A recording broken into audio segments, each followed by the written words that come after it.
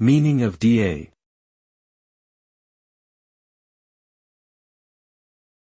DEA.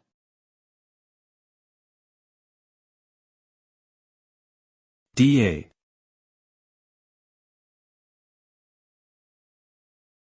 DEA.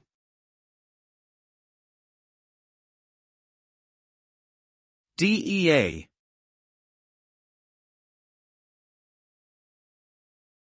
DEA stands for Drug Enforcement Administration, which is a law enforcement agency under the U.S. Department of Justice.